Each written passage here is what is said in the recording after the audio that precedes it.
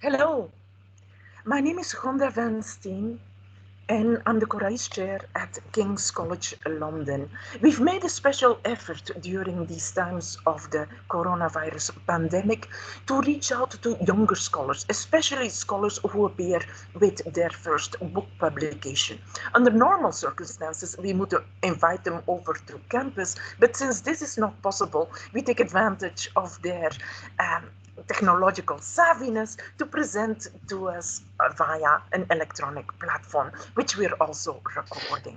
Today, it's my extreme pleasure to introduce to you Kostis Kalantzis, Konstantinos Kalantzis, who's a sociocultural anthropologist with degrees from Oxford and University College London. Kostis has also held one of the prestigious postdoctoral fellowships at the Seeger Center for Hellenic Studies at Princeton. He comes with extensive credentials, extensive teaching in various parts of the world, publications of articles and book chapters, curating of exhibitions, and even documentary filmmaking. He holds the position of lecturer at the University of Thessaly in Volos, and he covers the areas of culture, creative media, and industries. He combines a very keen eye for visual culture and cultural history with a keen interest in archaeology and the products of the political imagination. But today we are together to talk about his recent book, a 2019 publication by Indiana University Press called Tradition in the Frame, Photography, Power and Imagination in Sfakia, Crete. Kosti, welcome. Thank you Kosti, so much. That's very kind of you, Gonda. Very nice to be here. Kosti, I'm going to ask you what everybody has been wondering about. How did you come to this topic and what led you to Sfakia, Crete? Okay, so I guess to begin answering this, I have to first say what Sfakia is for unacquainted listeners. And Sfakia, of course, is a coastal region, mountainous and coastal region in southwestern Crete. But most importantly for our purposes, it's also what I would call an imaginary domain, a mythology and a fantasy. And it's a sort of ultimate place of ruggedness, of tradition, of authenticity. And I need to clarify here that when I say imaginary entity, I don't mean something that is different from the real and the tangible. And my whole work is devoted to describing the very tangible ethnographically. But I want to stress that it's an area that evokes a very archetypical notions of tradition and ruggedness. And it does so both in the context of the Greek nation state, but it also does this, it offers these ideas of tradition for multiple outsiders, non-residents. The last sort of example would be post-1960s tourists who have been regularly returning, but there's a whole lineage before them which we can return to, from botanists to folklorists and so on. And it's here it might be useful to show you some of the images. Please. So it's a region that is seen as an archetype of tradition, and this is a sort of idea and a fantasy that is constantly enrolled by officialdom, by commercial agents, and by various different agents and people. So here in this slide, you can sort of appreciate the kind of more instrumental commercial aspect of how Crete is featured, and especially Sfakia, so the men, upper right, upper left, are deceased Sfakian men used in a tourist guide and an olive oil product. So you can see that there is a sort of commercialization, and this is another case study that I use extensively in the book, and I discuss this. Is a man from one of the villages I did work, Georgis Valiris, and you see throughout his life from the 30s, one of the black and white image was taken by state-commissioned photographer Nelly, to, again, more instrumental commercial versions of his photograph on edible products. So we have this constant enrollment of Sfakia for various purposes by various agents, and some of these are very commercial, others are very official. And the most recent explosion, which makes it sort of interesting to have this discussion now, is that post-2010, after the period we call the Greek crisis, Crete is again sort of enrolled, and Sfakia in particular, in the context of a sort of nativist protesting against EU, the subjection of Greece to EU mandates, EU surveillance, EU control. So as part of a sort of anti-colonial nativist paradigm. And here you can even think how, I don't know how closely you follow Greek news, but if you follow, for instance, after the latest government, post-2010, Syriza Anel was elected, there was constantly public conversations about the ex-mayor of Sfakia, who became a deputy minister in this government. And there was always this discussion around him, whether it was supportive or whether it was condemning. It was always sort of iterating this motif of the uncouth, backward, savage against the urban, soft regime. So this is a motif. This is something that this constantly comes up.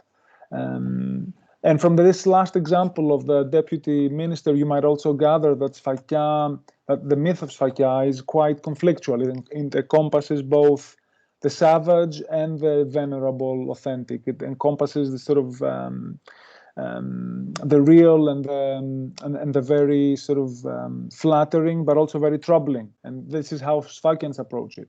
And this is one of the major, I think, things that this book does. It approaches the realm of stereotyping as something that is deeply conflictual and deeply ambivalent.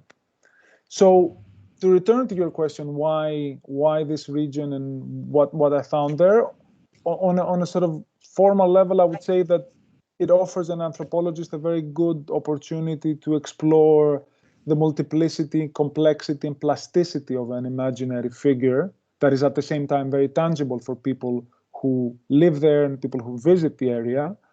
And it's also an opportunity to return to one of the oldest problems in anthropology, which is that of stereotyping and the representation of otherness. And also, and I think this is also very important right now, a post-Brexit moment, to try and understand what exactly is the resonance of this figure of resistance and ruggedness and purity and authenticity in 21st century Europe, especially at a time where sovereigntist, nativist discourses such as Brexit have become so dominant in so many different parts of Europe and the world. And the last thing I would say is that if you wanted me to sort of introduce an even more personal element to why Sfakia and what made me choose the region, I was personally involved as a spectator of that sort of fantasy while doing my undergraduate studies in Crete. So I was very intrigued by the sort of traction that this figure of the mountaineer who comes down with a four-wheel drive 4x4 car with a tinted glasses. I was really interested in seeing what this figure did sort of in local terms. But I was also very personally, at some point I felt I was involved while thinking about this project in my first undergraduate studies in the UK. I started having a personal yearning, if you like, a desire for the landscape of my undergraduate years, for Crete. And this kind of desire, this kind of nostalgia for it, I started thinking about ways of incorporating it and making it analytically useful. So I think this is one of the things that post-1980s anthropology has sort of has been able to incorporate successfully, which is to make your own personal positionality without displacing, of course, that of your subjects, making it a useful scope for understanding things that are happening. And going back to that original fascination and desire for the landscapes of Crete, which I was thinking about while designing this project back in 2004 in the UK, I've been using myself as a scope of understanding what this fantasy of belonging, what this desire for ruggedness, for a southern arid landscape, what this may mean. Yeah. I like how you bring out your own positionality, and then what is technically speaking a very small, specific geographical area in Greece, to put it in a bigger context of what today is called worldling. And I invoke a term here that Maria Bolezzi has made popular in recent months. So Greece then, and your focus on Sfakia, can do something for our understanding in anthropology and in photography that one would not expect a small specific location to contribute, but it kind of pokes holes into some sort of a pattern of thinking that would otherwise be top down. It helps to kind of deflate something, invert a utopia from the bottom up. Can you make that a little bit clearer for us, perhaps by a specific example? Yeah, of course. I mean, if you ask me in a sentence what it is that this work does, it's a work that uses, as we do in anthropology more generally, we use a particular case study as a way of thinking about a more general problem, and so the book is partly an exploration of what it feels to inhabit a place that is surrounded by this huge expectation of tradition, and at the same time, what it feels to be in that place and have a very ambivalent approach towards that tradition and want it, but at the same time feel burdened by it. And in particular, it sort of thinks about this through visual culture, because it makes an argument that visual culture offers a very privileged sphere of complicating a series of other propositions, which I'll try and explain when I talk about the theoretical sort of underpinnings of the project. But to go back to your sort of question about worldling, generally, I think this is a provocation for any work we do. Especially in anthropology, how to observe the very culturally specific, what appears to be unique and pertinent only to a very small part of the world, and so on. At the same time, without losing sight of the wider global forces and of the wider stakes. And I think the book, but also my work generally, has been treading on this very thin line between the sort of culturally specific and the very comparative, very sort of more than local aspect of this. And I generally approach Fakia as a case study that illuminates wider problems to do with exoticism and the role of the locality. And so what I think is one of the book's particular contributions is the problem of power and the problem of hegemony, and I can show you a few images of how I'm approaching this. So look at these different sites, for instance, of another image of a famous deceased Sfakian man, Manolis Nikoloudis, and look at the way in which the cultural producers enframe Manolis Nikoloudis in a very specific version of the rural, and how they sort of remove objects that allude to modernity and anonymize him, and he has no control, like other Sfakians, of where this image is going to end and who's going to discuss it and how. And it's a sort of indication of the kind of hegemony I'm describing, that if you visit the Benaki Museum where Nelly's archive is, Nelly uses names only for her urban middle upper class interlocutors whom she photographed, but she always uses a very typological caption for her farming rural population. So farmer, Crete, and a date would be the best case scenario. But looking at this from the perspective of production only makes power look too absolute and too omnipotent.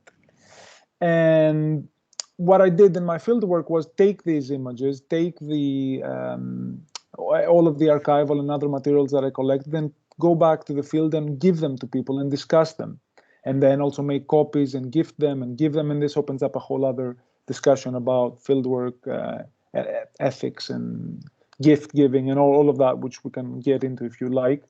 But one of the things that I sort of observed was that people were able to distinguish these very typological, for me originally, very nationalizing, very stereotypical images, and they were able to decode them and see something very personal and very affective and affectionate for them. And this sort of personalized reading, for me, sort of opens up a very interesting question of breaking with a certain typology. And I think there's a political reading potentially to be made here. And they would see details like the way in which Nikoloudis is holding his waist, the hair that escapes from the sort of headscarf worn by Georgis Karkanis, another famous photographed Sfakian man. And they saw these as small, Walter Benjamin would call these small accidents tiny sparks of contingency. So they focused on these little contingency elements, and they would iterate them, and they would complicate, in a way, this image of power as the omnipotent producer who produces a very controllable, folklorized image of Sfakia. And some of these reuses were even more sort of politicized in a way, such as this reframing of Nikolitis' postcard, this time as a familial photograph, and people insisting that I write the name, and people insisting that this is just a photograph, this is not a commercial sort of image. And then there were other things that I observed, such as critique. People would critique both their own co-villagers for posing to photographers, and they would critique the photographers themselves for doing a sort of hit and run, coming to the region, capitalizing on it, and then leaving. This is a sort of an amusing example to show you. When I show this postcard of another Sfakian man, another deceased Sfakian man, again typologized, again sort of hegemonically and framed in a very particular context. The men I showed this to immediately recognized that this church in the background has been digitally added by the photographer. And they were all laughing, and they were using particular words to describe this, to mean treason and trickery and so on. And one of the arguments I make in the book is that, of course, they didn't speak about objectification and framing, all of the terminology that I would refer to when you ask me about, what's the theoretical underpinning of this. But their disdain is something that is important to heed, would be my argument, from an ethnographic and political standpoint. So the book makes a lot of these small critiques, makes a lot of the performative spaces that people create because of these critiques. For instance, sometimes people say that they want to reproduce and perform tradition in their own terms, not at the behest of a staged cultural association and so on. And all of these are productive aspects of a critique, and they retain particular spheres where the kind of performed tradition is the same as the polished, nationalized one, but not quite. It differs in some ways. Now, the big temptation here, and I'll end with this, is to idealize any notion of resistance as a sovereign domain where, a local population is able to be unaffected by power and articulate its own counter discourses. And this has a long tradition of sort of critique in anthropology and the social sciences. And the book really avoids succumbing to a kind of idealization of resistance, but at the same time, it keeps a very sort of it keeps a commitment to heeding cracks in hegemony, in understanding the partial, the momentary, the conditioned commentaries and performances that happen locally, which may complicate our understanding of power more generally. I don't know if this answers your initial question. Yes, amply. I also wanted to say something, especially on the occasion of these past few pictures, about the masculinity that is being performed. The masculinity that dominates the language, that is affirmed by the gun, by the kind of raw action that you see into place. A masculinity that is clearly linked to the kind of rugged Cretan highlands. But the masculinity that is today in Greece quite under the gun, quite, to use a bad pun, that is really considered as controversial, and is a masculinity, a powerful masculinity that is very much being questioned and attacked in recent, on the occasion of recent incidents in Greece. So what is left of that in your interaction with people who clearly enjoyed posing as all masculine figures for these photographs, but the landscape of masculinity has shifted under their very feet. So how would you qualify it today?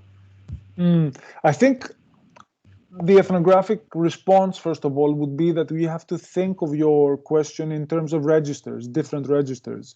So the fact that at a national level, in the realm of theater or film or so on, there's a controversy unraveling, which is exposing a horrendous picture, which various middle class, I would, if you allow me to describe us to like this middle class audiences find and respond in particular way. This is one register. This doesn't mean necessarily that in rural Greece the same kind of unraveling is affecting people in the same way. That would be the sort of the first line, the first level response. But most importantly, what I would say is that within the 15 years that I've been researching and been going back to the region since 2006, that's when I first started working on Sfakia. There's also been deep historical changes, and I think this is one of the reasons doing long-term fieldwork in an area and returning there has lots of value. One of the things that I will show you towards the end of our discussion is the digital sort of recasting of this iconography by young women using digital media, and I think you'll find it very amusing, but also very deeply political and interesting. And the other thing to say is that this use of masculinity in the context of a national encoding like these postcards or these images by Nelly, what I found particularly interesting is that it inspires more than just a heavily gendered masculinist response among audiences. So especially, for instance, in politicized, I've been observing this since the beginning of my fieldwork, but after the crisis, after the austerity package of 2010, this has definitely amplified. So I've found people from very different political standpoints being attracted to this idea of Crete, which converges in this visual figure, of course, of the man and the mountain and so on. And these different actors coming from the right and the left, they invest in different aspects of this. So for instance, for a leftist interlocutor, what's appealing to this is an idea of a community that resists national domination or hierarchy or the elites. For a rightist interlocutor, this becomes more easily identified with the national, the male, and so on. Of course, there are always misgivings by different sectors, and I've had misgivings by feminist commentators that this is very exclusionary and masculinist. But I'm still intrigued by the fact that this kind of iconography inspires very different political people coming from different standpoints and attracted to notions that are malleable there, and they're sort of they can encompass different aspects and different hopes and different anxieties around the notion of the native. Beautiful, thank you. Thank you. I'm going to ask you if you can bring up a picture, maybe by way of conclusion, the kind of picture that will already reveal for us what your next project will be. What has left you intrigued by in this previous project and has kind of set you on the path, and what is the promise for us? What will be your next project? Can you perhaps capture that in an image as well? Sure. I'll show you some of the digital photography that I've been collecting for an exhibition I curated locally. I was taken by the fact that in Sfakia there's been a major shift, and young people post-2010, post-internet have been photographing their own life worlds. And this is, in many ways, is a shift, because Sfakians up until 2010 literally have been dependent on other educated outsiders for their own representations. And I include myself in this, and these are some pictures that I took myself, which have been recirculated either on social media or through images that I gifted myself to people and friends that I've known since 2006. So one thing to finish this is images that young residents are taking, which become often commentaries on the long lineage of iconography about the region. And let's go and look at some of these. So some of these reiterate older iconographies, but do so in a way that is satisfying for the users, as in this picture shown here of a feast, which is a very common theme. But other pictures, especially those by young women, they take a very humorous and very subtly critical take on the male austere iconography of men on the mountain. And the men on the mountain iconography still exists, of course, in the digital moment, and in the pre-digital, as you can see in the image on the right, or the drawing by a young girl at the time, 2007, when I collected these drawings. So these new pictures do a lot of different things, and they usually appear in the guise of joke, so they're not really seen as offensive in any level publicly, but essentially they problematize this exclusivity of the male on the mountainous register, and they introduce female bodies on the mountain, and they comment humorously on the fact that these figures are women and yet they're up on the mountain, which is something that is seen as unthinkable in some ways in this commentary. And there's a lot to make out of this. There's a lot of things to do with reconfiguring the body and reintroducing the body and using other themes that were not there before, like the beach. And there's a discussion to be had here about what this means and what this does politically. And one is reminded of that old sort of feminist discussion about the ways in which commodification, self-commodification comes. Liberation comes at the price of self-commodification. I think what all of this iconography offers is an opportunity to complicate both the liberal idea that social media and digital media liberate, and it helps us see how the dominance of certain global iconographies like the beach at the same time become heavily radical and politicized in an area like Sfakia, where the beach was not a place to be pictured and to be put up on a public sphere. So this is one of the themes that I'm thinking, the sort of recurring iconography. And the other theme that I'm thinking is the relationship with Germans and Germany in the post-2010 austerity years. And I'm thinking about Sfakia in relation to other localities in Greece where I've been doing fieldwork, particularly Vistom and Kalavrita. And I have a hypothesis there about the different ways in which photography creates or prohibits certain notions of coexistence between Germans and locals. Very exciting, very exciting. Well, on behalf of everyone who will be watching this, thank you very much. We look forward to seeing you in person, and of course, we look forward to hearing how the other projects develop. Thank you so much. Gonda, thank you so much. It was a pleasure. Thank you. Keep well. You too. Bye.